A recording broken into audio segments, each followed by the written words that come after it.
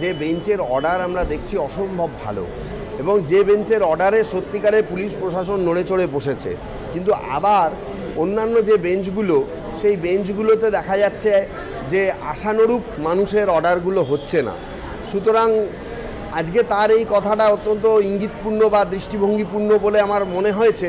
দেখা যাক, যে জজ সাহেবের কাছে আছে আমার ধারণা তিনিও যথেষ্ট কম্পিটেন্ট, তিনি যথেষ্ট ভালো এই অর্ডারটা তিনি দেবেন।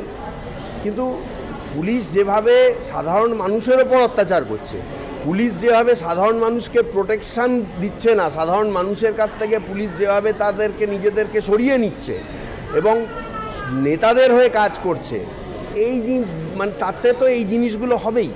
তাতে আপনাদের মানে দেখুন, এটা পরিষ্কার আপনাকে মনে রাখতে হবে যে রাজ্যের যিনি পুলিশ মন্ত্রী, তিনি কিন্তু রাজ্যের মুখ্যমন্ত্রী। তাকে প্রোটেকশন দেওয়ার জন্য হাজার হাজার পুলিশ অফিসার উপস্থিত থাকে, এত দাপাদাপি, এত কিছু।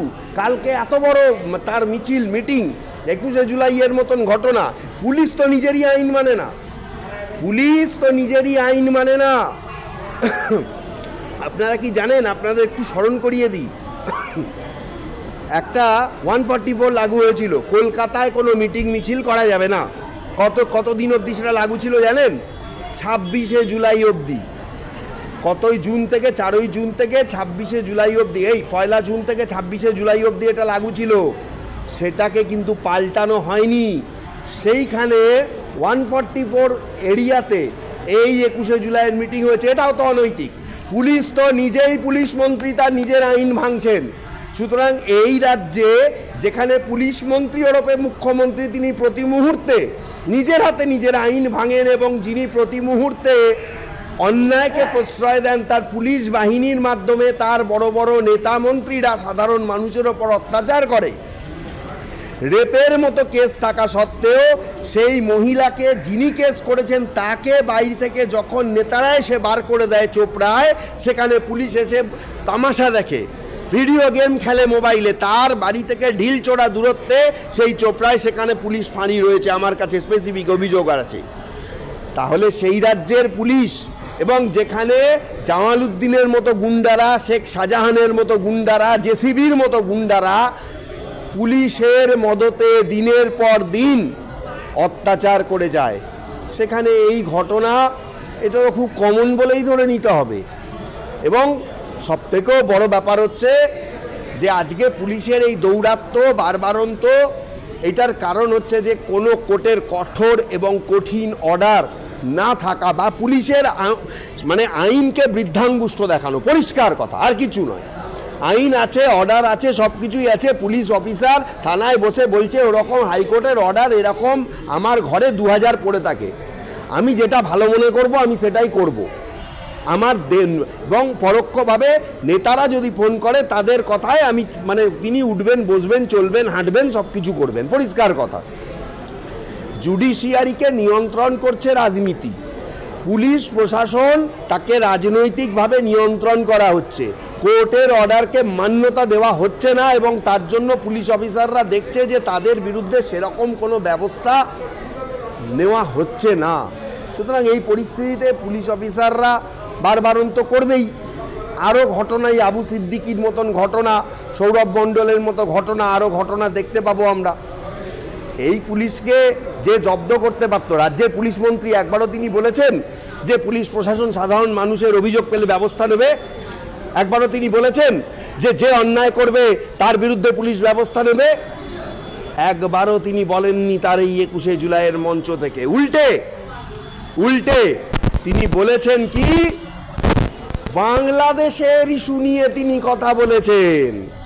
বাংলাদেশে কি হচ্ছে? আরে নিজের দেশে কোটা সিস্টেম আছে, নিজের দেশে মানুষ শান্তি পাচ্ছে না, নিজের দেশে মানুষের নিরাপত্তা নেই, বাংলাদেশের মানুষকে নিরাপত্তা দেওয়ার জন্য তিনি ব্যস্ত হয়ে উঠেছেন। তিনি মুখ্যমন্ত্রী, তিনি বলতে পারেন, কিন্তু যেখানে সাধারণ মানুষের নিরাপত্তা নেই, নিজের রাজ্যের মানুষের নিরাপত্তা নেই, সেখানে কিভাবে অন্য দেশের কথা তিনি প্রসঙ্গত টেনে আনেন, এটা আমার মানে অত্যন্ত অবাক লেগেছে। যদিও তার স্বভাবসিদ্ধ ভঙ্গিতে তিনি কাজ করেছেন। পুলিশ প্রশাসন তারা নিজেদের কাজ কোনোদিনই ঠিক মতন করছে না, এটা আপনাকে মানতেই হবে। এবং ইদানিংকালে শাসক দলের দুর্নীতি বা দুর্নীতিবাজদের কথায় উঠতে বসতে মানে তাদের কথায় এতটাই পুলিশ প্রশাসন প্রভাবিত যে সেখানে পুলিশের কাছে মানুষ আর বিচার পাওয়ার কোনো আশা নেই এবং মানুষ জানে যে পুলিশের কাছে গেলে কিছুই পাওয়া যাবে না। মানুষের শেষ ভরসাটাও জলাঞ্জলি। রাজ্যের পুলিশ প্রশাসনকে সরাতে গেলে সবার আগে তার মাথাকে সরাতে হবে। আপনারা ভুলে গেলে চলবে না যে রাজ্যের পুলিশ মন্ত্রীর নামটা কি, এটা ভুলে গেলে চলবে না। কালকে তাকে প্রোটেকশন দেওয়ার জন্য আজকে এত লোক এসে উপস্থিত ছিল, এটা তো আপনাকে মাথায় রাখতে হবে। আর সবথেকে বড় ব্যাপার হচ্ছে যে আমরা দেখে অবাক হয়ে যাই যে রাজ্যে মানে কমিশনারকে দেখা যায় মুখ্যমন্ত্রী মঞ্চ বাজছে আর সেই রাজ্যেরই পুলিশ সাধারণ মানুষের পাশে এসে দাঁড়ায় না, আইনজীবী আক্রান্ত হয়, হ্যাকেলড হয়। এটা তো মানে অত্যন্ত দুঃখজনক একটা ঘটনা। আমি এর থেকে খারাপ আর কিছু হতে পারে বলে আমার মনে হয় না। পুলিশ প্রশাসন কেন যে মানুষের ওপর এত অত্যাচার করছে, কার কথায় করছে, এটা খুব পরিষ্কার। কিন্তু একটা কথা আপনাদের মনে রাখতে হবে, আমার মনে হয় যে সাধারণ মানুষ তাদের যে বলার যে জায়গাটা বা তাদের যে প্রোটেকশন পাওয়ার যে জায়গাটা, এক্ষুনি আমাকে একজন ফোন করলেন, একজন মহিলা, তাকে মানে তার একটা রেপ কেস, সেইখানে পুলিশ বলছে যে তিনি রীতিমতো সাহায্যের জন্য মানে চিৎকার করছিলেন, মানে তাকে, এবং থানার ফাঁড়ির সামনে তার বাড়ি, সেখানে কোনো পুলিশ তাকে সাহায্য করেনি এবং আজকে তাকে ঘর থেকে বার করে দেওয়া হয়েছে। এটা চোপড়ার ঘটনা, আমি আপনাদের বলি চোপড়া, যে চোপড়াকে নিয়ে আপনারা জানেন যে কিছুদিন আগে যে ওই বিধায়ক যারা জেসিবি ইত্যাদি ইত্যাদি এত কিছু ঘটনা ঘটেছিল এবং এই জেসিবির লোকরা ওই থানায় ওই ফাঁড়িতে ওই থানায় তারা এসে হচ্ছে তারা মানে পরিষ্কার পুলিশদের ওপরে তারা মানে কমেন্ডিং করে। আমরা কোন রাজ্যে বাস করছি এটা আমাদের চিন্তা ভাবনা করে দেখা উচিত, এটাই বলবো আমি সূত্র মারফত খবর পেলাম, আমরা সূত্র মারফত খবর পেলাম যে ঢোলা থানার ওসি মানস চ্যাটার্জি, নাম কিন্তু মানুষ, তার বিরুদ্ধে অভিযোগ অমানুষের মতো। তিনি বলছে অমৃতা সিনহার বেঞ্চ থেকে মামলাটি সরে যাওয়ায় আমি রাত্রে ভালো মতো ঘুমাতে পারছি এবং স্বস্তি পাচ্ছি। যদি এই ন্যায়পালিকার অবস্থা হয় তাহলে সাধারণ মানুষ যাবে কোথায়? দেখুন, এটা আমি কি বলবো, এই বিষয়ে আমার বলার মতন কিছুই নেই। সবথেকে বড় ব্যাপার হচ্ছে যে জিনিসটা এত ঘটনা বহুল হয়ে যাওয়ার পরও আমি আপনাকে শুধু একটাই কথা বলবো যে আজকে হাইকোর্টের কিছু বেঞ্চ রয়েছে যে পুলিশ প্রশাসনকে সরাতে গেলে সবার আগে তার মাথাকে সরাতে হবে। আপনারা ভুলে গেলে চলবে না যে রাজ্যের পুলিশ মন্ত্রীর নামটা কি, এটা ভুলে গেলে চলবে না।